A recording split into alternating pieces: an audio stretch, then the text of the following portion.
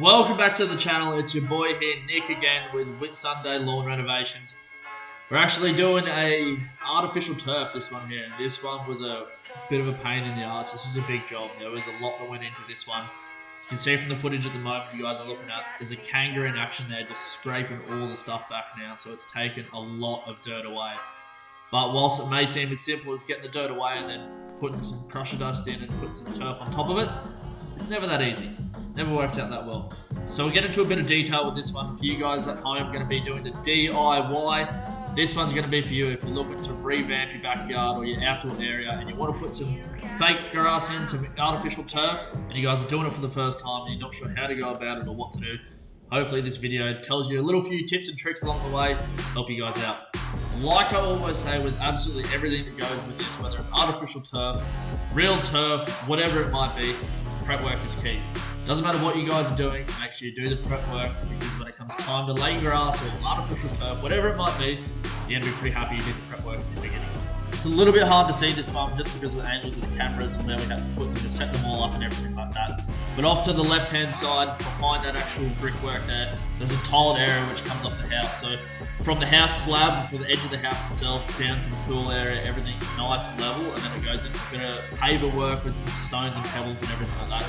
So what we've got to do is get everything level, because what we didn't want is having the owners have to step up onto the artificial turf or step down. We want it to be a nice, smooth transition.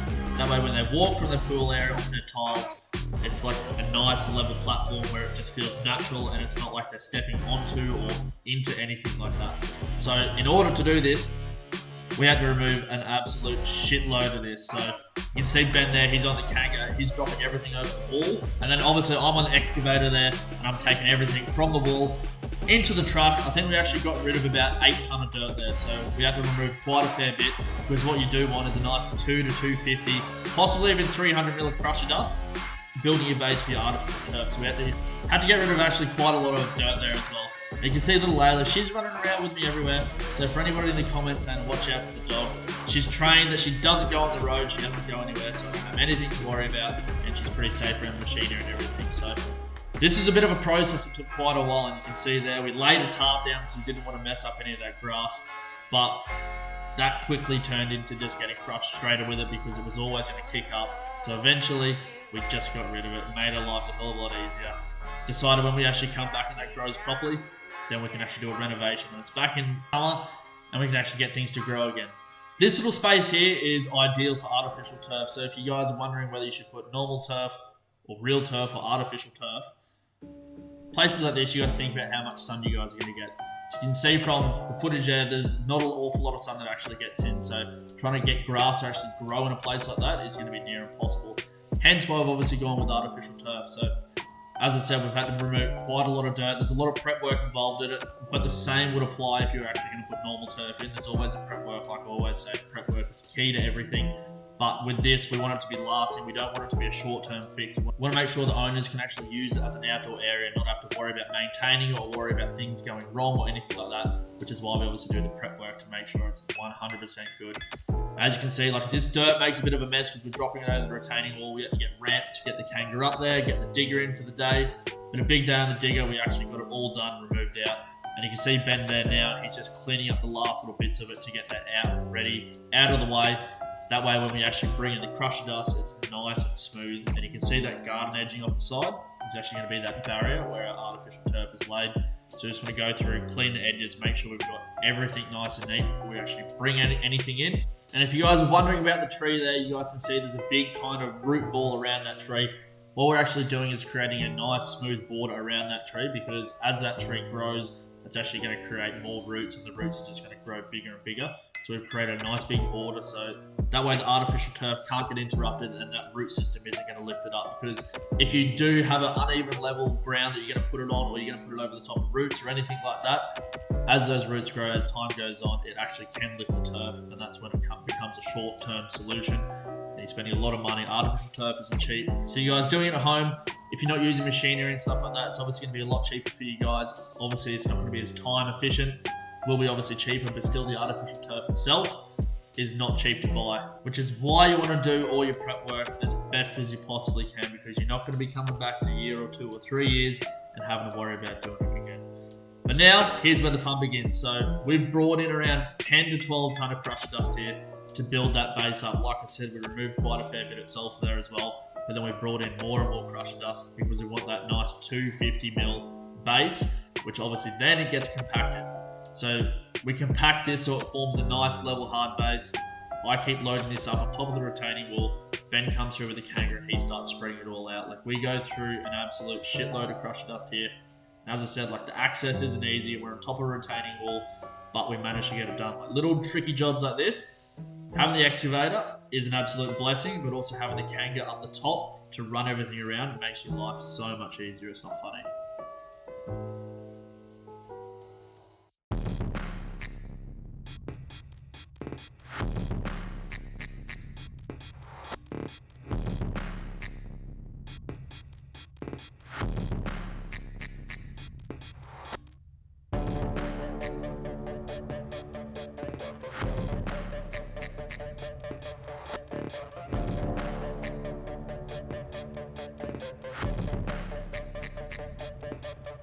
At this point, we've got a rough idea of the levels we actually need to get to build this base up. But for now, if you guys doing it at home, just do it roughly so you've got more of an idea when you actually start building your base. We kind of know where our edges are, so we're not going to push it right to the extremity of that edge. And even if we do, because they're like clipped together aluminium borders, we can always maneuver a little bit with a bit of room for play there. So this whole area we need to fill up, we need to put an absolute shitload of crushed dust in there. Because what we're going to do is we're going to compact it, we're going to wet it down, compact it again, and this is a process that actually takes quite a while to do.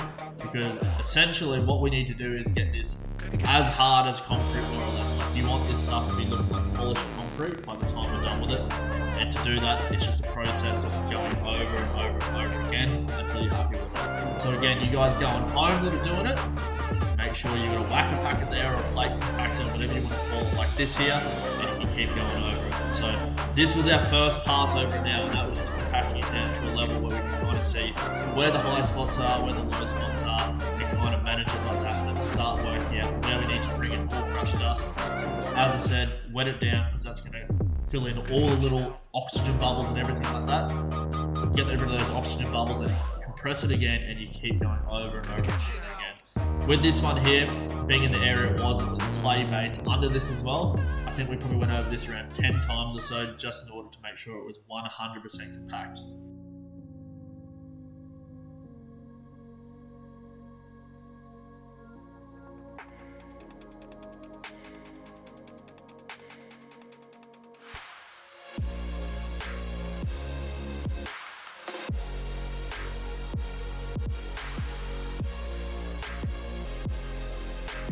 Now once we've got this fairly compacted, this is where we can start putting the edging back in. So that little side area that I was talking about earlier, that's it there on the right hand side of the screen. And now we've got the level out, trying to make sure we've got our levels. So I'm walking around with a level there to see how much we need in certain places. We've got the borders in, and we're just kind of scratching around to make sure this is fully level.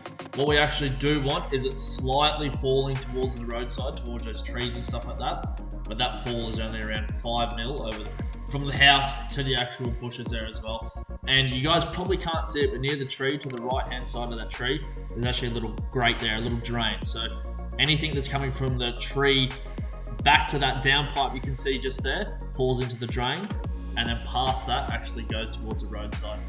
So you guys can see now we know what kind of levels we're working with. We know where we need to bring in more crushed dust, and we're going over here dumping in more crushed dust in places that we need and leveling it out to see where we actually need to bring in more. And again, we go over the top of it with the plate compactor or whacker pack or whatever you want to call it. And again, that's just pushing it down even more. As I said, we want to get this as hard as possible, and when it is done, it almost looks like polished concrete. What you actually do get is a little bit of stuff stuck to the bottom of it, which you just scrape off and go again, because you're going to keep pushing this down and down. And as I said, this is a process that you just keep doing continually until that compacts. So I've ran out of time that last day, but we've come back again in the morning, and it's the same deal. We're filling everything up with crushed dust to make it nice and level and smooth. And again, this is going to get compacted and compressed as we go as well. If you guys haven't heard, the best way to do that, obviously a whack packer, get water on top of it, then compress it, get all those little bubbles of oxygen out of it. And this is just a process. You keep doing and doing, and I keep saying it, but it's all your prep work. So you need to make sure you're doing this continually and getting that down nice and compact until you're happy with your levels. And then all you want to do once that put a nice little film over the top of it, and you're done.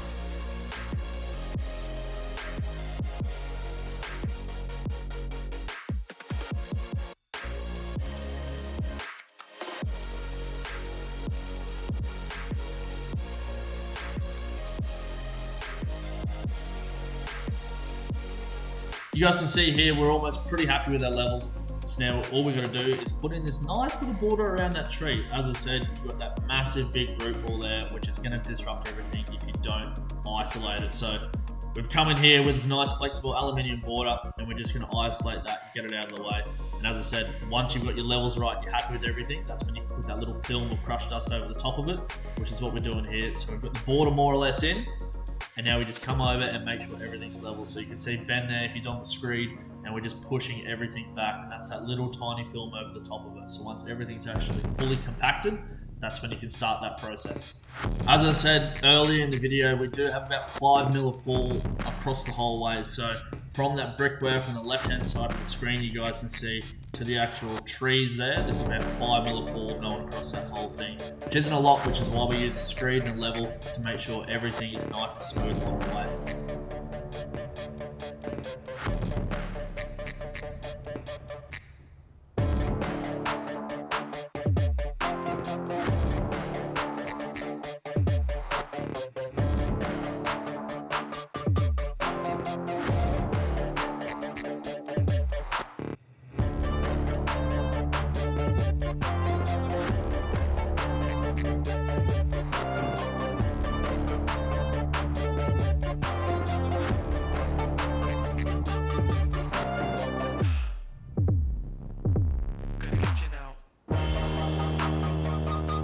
More or less done here at this stage. There's not really too much to do. It's nice and level.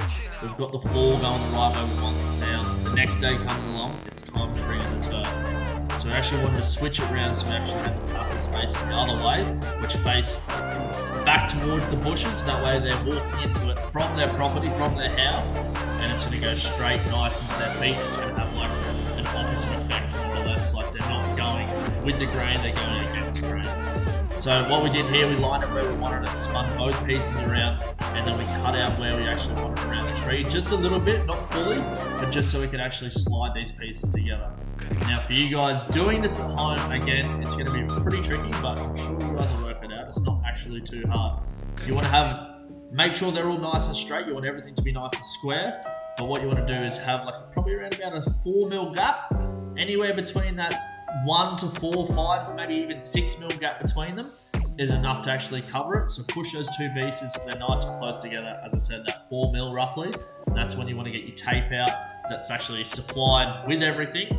So get your tape out, you put a little bit of silicone on top of that, and then you join it nice and easy. It's actually super, super easy. So for you guys doing it at home, if you're thinking about doing it, super easy to do, so don't stress with any of that side of things. We're based in Airlie Beach here in Queensland, but this artificial turf actually came from Melbourne, and it comes in 2 metre sheets or 4 metre sheets. So more or less what we've done is just measured out the sheets that we actually need, and then we've come through, obviously got everything like the way we have, and we've just joined everything together, which is super easy. As I've said many times, the hardest part in this is the prep work, and make sure everything's nice and square when you're joining your sheets together. Make sure you have that little gap in between, and then put your little bead of silicone on top of that tape. Now that silicone isn't just normal silicone or Sikaflex, that's a special turf Sikaflex. We actually just got this one from Bunnings, but super easy to do. And as you can see here, when we're actually doing it, we're just cutting off the offcuts. Now it's not super neat at the moment, we're just taking the edge away, that way when we actually go to join everything and lay it, it's actually nice and neat. The cutting of the edges and stuff like that is soon, but we just want to join all this through, and then you guys will see the rest of the process.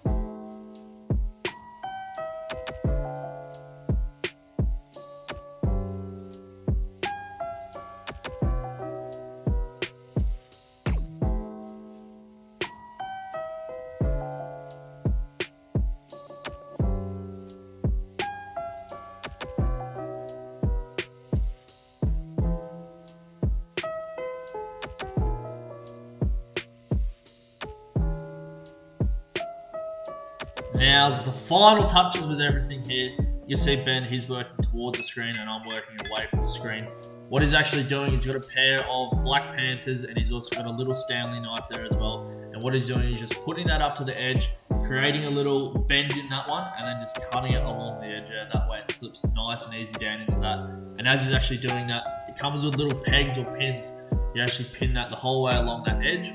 Around 250, 300 mil, every 250, 300 mil, you put a little peg there, and then you cut it the whole way along, and that's it. It's super easy.